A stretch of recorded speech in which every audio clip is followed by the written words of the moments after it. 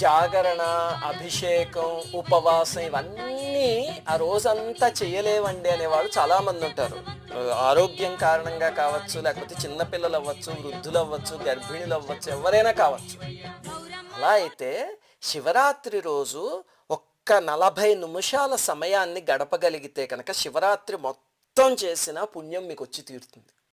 అపురూపమైన 40 నిమిషాల సమయం అది. దాన్నే లింగోద్భవ కాలం అంటారు. సామాన్యంగా అది 12 గంటలకి అటు ఇటుగా వస్తుందన్నమాట లింగోద్భవ కాలం.